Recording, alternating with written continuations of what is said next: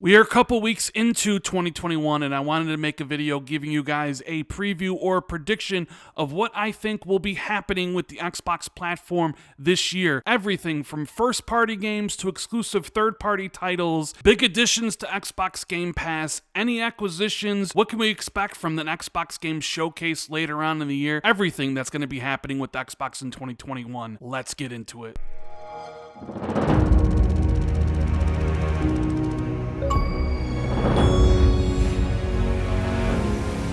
What is going on, everybody? It's Randall Thor 19, the man with the million, back again with another video. I hope everyone's having a great day, and if you guys can do me a huge favor, make sure you hit that like and subscribe button, and please hit that notification bell if you haven't already. It helps the channel out tremendously. Thank you guys for all the continued support. 2021 is finally here, and I know a lot of you have some questions about what is happening with Xbox this year. What games will be releasing, and when will they be coming out? What sort of platform features are Xbox planning for xCloud and Xbox Game Pass, all that good stuff. And I've been making this type of video every single year for the past couple years, mainly because I want a reference point for myself to see if I got any predictions right before I do find out some of the things that might be happening a little bit later on, and my quote-unquote predictions turn more into reality. So make sure you guys keep in mind this is a preview video, a prediction of things that I think will be happening in 2021. Some of the stuff will be 100% right, and obviously some of it will not be right. Mainly games that I think are set for 2021 might slip to 2022 because everybody's still working from home. So this is just a fun video to see if I get any sort of things right. And we got a lot here to cover, so I'm going to get into it really quickly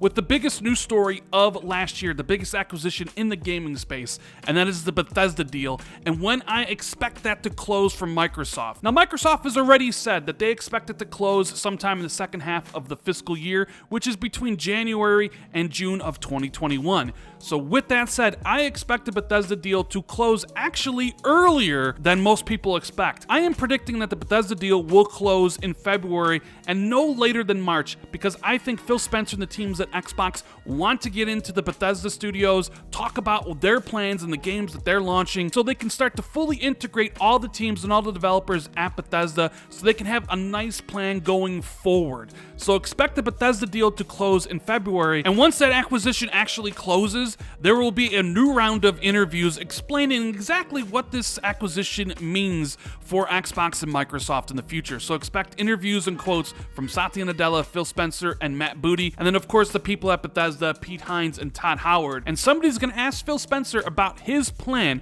what he intends to do with Bethesda, and this is where it will come out that the case-by-case basis for those games will be revealed, and that the majority of the Bethesda games will be exclusive to the Xbox ecosystem. Now, something like Starfield, I think there is a chance that could be a timed exclusive for Xbox where it comes to PlayStation 12 months later, but there will be an exclusive window for that game, and I fully expect pretty much every single Bethesda game to be exclusive to Xbox as we move forward. I do expect a couple games here and there to make its way to PlayStation, like the MMOs. Now, next up, I want to talk about Game Pass and how I think the service will be evolving in 2021 with some of the new game acquisitions. Indie Game of the Year Hades, Supergiant, which hasn't released a game on Xbox since Bastion. That's right, they skipped Xbox, didn't release Pyre or Transistor, and only released Hades on the Switch and PC, will finally return to Xbox. Hades will be releasing this year on Xbox and will be launching into Game Pass. And one of the biggest surprises of last year, Fall Guys, will also be releasing on Xbox later this year and in Game Pass on day one. Those are two of my biggest predictions for those indie games launching in Game Pass. But the biggest thing about Game Pass, not only after the Bethesda acquisition goes through and we see pretty much every single Bethesda title added back into Game Pass, like Fallout 4 and things like that, is that Ubisoft will be joining Game Pass. That's right, if you've been paying attention, you've seen the Jez Corden tweets, we've talked about it in the Xbox 2 podcast, but I firmly believe that Ubisoft will be joining Game Pass at the end of the year, probably around November. Just like with the EA Play, you'll basically see every single Assassin's Creed and Far Cry and all the Ubisoft franchise games on Game Pass. However, I know Ubisoft Plus is on PC, or Uplay Plus, whatever it is called, and they offer day one games. Like, you could subscribe and play Valhalla and Watch Dogs Legions and Immortals Phoenix Rising day one. That is not going to happen. This is basically going to be Ubisoft's backlog available available via Xbox Game Pass Ultimate for $15 a month. And if you haven't figured it out already, Microsoft's goal with Game Pass is to make it the de facto standard, that when you think about gaming subscriptions, the only one that comes to mind is Xbox Game Pass. And that's why they're making all these deals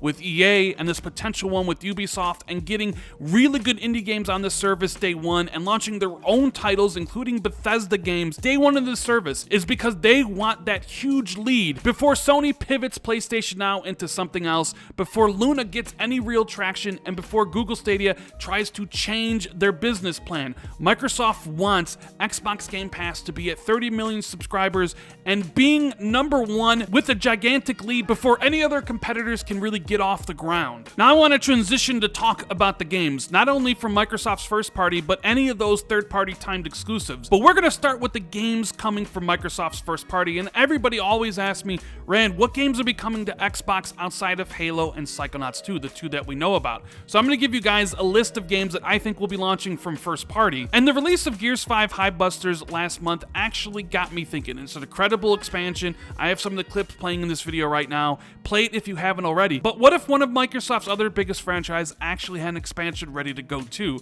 That's right, I think there's going to be an expansion for Forza Horizon 4 releasing in the next couple months. My prediction is that in March you will see an expansion for Forza Horizon 4 based on the Hot Wheels DLC. After that, you will see the release of Psychonauts 2 sometime in April, and then As Dusk Falls I think will launch in August. It's one of those Xbox global publishing deals that we haven't really seen a lot of. I know they still have a lot of games that they haven't revealed yet, and we'll talk a little bit about that later, but I think that game will launch sometime in August. And we already know that Microsoft Flight Simulator will be coming to Xbox Series X and S, and they said summer, so I think that game will also release in August. Also in this August to September timeframe, Obsidian's Grounded will probably receive an update which moves it from early access into its final release with full of content, so look forward to that. But when you come to the fall, September, October, and November, Microsoft, in my opinion, is planning on releasing 3 huge games for a massive 1-2-3 punch. In September, I think Microsoft and Playground Games are going to release Forza Horizon 5 from Playground Games, and I know everybody's expecting it to be set in Japan. I don't know where it's going to be set, but one thing I am for sure looking forward to is to see how that extra year of development changes Forza Horizon 5, because I do think they need to spice it up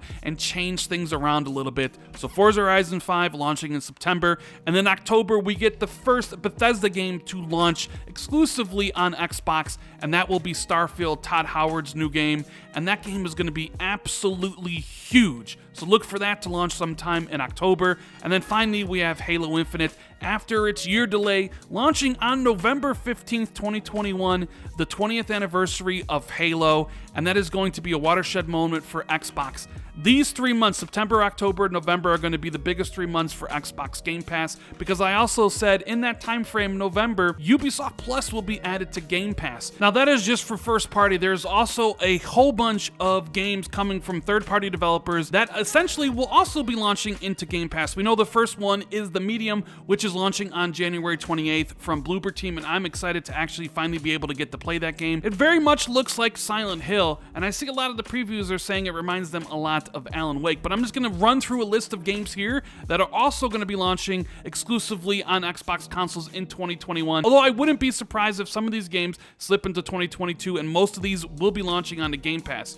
You have something like The Ascent, which was supposed to launch in 2020, is coming out in 2021, and that game is a twin-stick shooter, cyberpunk setting, looks really cool. Then we have Stalker 2, which was originally revealed at the July Game Showcase.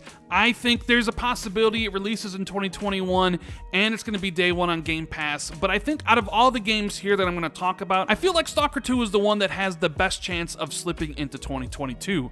Then we have Tunic, Bright Memory Infinite, Warhammer 40k Darktide, which is now on my radar after seeing the gameplay reveal at the VGAs. That game looks like a hell of a lot of fun, 4-player co-op Left 4 Dead style gameplay. Crossfire X is set to launch this year, although I'm not really interested in the multiplayer. I played the beta and I didn't really like it. However, Remedy is making the single player of this game, and that is why I'm interested in it. Then we have games like The Gunk, 12 Minutes, which looks incredible. Then we have the creepy alien-looking Scorn, The Artful Escape, Exomecha, and Echo Generation as all games that will be releasing timed exclusive on Xbox this year. It'd be a useless endeavor for me to try to tell you when all these games are going to release. Just assume they will be spread out throughout all of 2021. Then we have E3, or whatever Microsoft's replacement for that event is going to be. Last year they did the Xbox Game Showcase and it debuted in July, and I think Microsoft is going to do something similar. Another game showcase, this time maybe in June, perhaps in May. Who really knows what's going to happen with E3, but definitely we're going to get an event from Microsoft showcasing new announcements and gameplay from games. We will get gameplay for games that are set to release in 2022 like Everwild, Hellblade 2, and Avowed, and we'll also get some new announcements from Bethesda, something like Wolfenstein 3 or perhaps Dishonored 3 from the Arcane Studios. Also at this event, I think will be when Microsoft announces that xCloud will be coming to smart TVs in the fall in conjunction with Halo Infinite launching on November 15th. Microsoft wants Halo Infinite to be one of the biggest releases ever, and they're planning on releasing it on a whole bunch of devices. You're going to have the Xbox Series X and S consoles, the original Xbox One consoles. You're going to be able to play it through xCloud on Android and iOS devices, and then on smart TVs. So if you have a Samsung, if you have an LG OLED, you'll be able to play Halo Infinite without even needing to buy Xbox console hardware. Just a controller, you'll be able to stream it. Of course, Halo's going to be on PC as well. So yeah, I think xCloud and Game Pass comes to smart TVs this fall, and we already know that it'll be coming to iOS and Windows 10 PC. Phil Spencer, Microsoft, and Xbox have made their intentions very clear,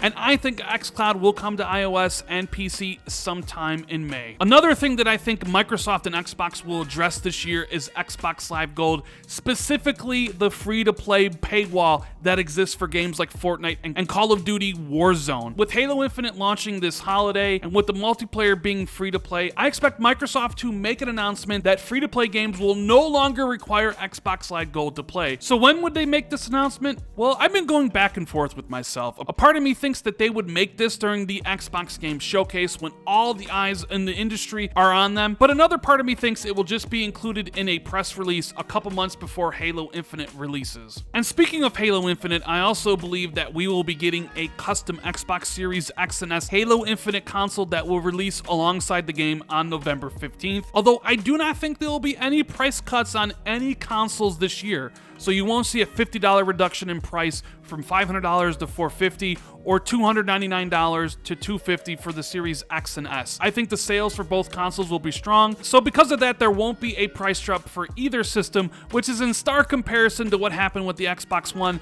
when they had to remove Kinect and drop the system $100 because the Xbox One got out of the gate pretty horribly. This year, 2021, is also the 20th anniversary of the release of the original Xbox, and I think Microsoft will celebrate that some way. I think probably by holding an event in November, perhaps December, with the return of XO. Now, they didn't have one this past year for obvious reasons with the pandemic and stuff, but maybe they'll be able to hold an in-person event at the end of the year with the celebration of Xbox and new announcements from Xbox Game Studios. It's something to keep in mind. Now, I started this video out talking about an acquisition, the historic one, Bethesda and Microsoft, and I'm going to end this video talking about acquisition because I do believe that once the Bethesda acquisition closes early in 2021, that Microsoft will be making another acquisition this year. Now, I don't know who it's going to be. Maybe it's a Asobo, maybe it's another smaller studio. Hell, it could be a publisher for all I know. All bets are off the table at this point.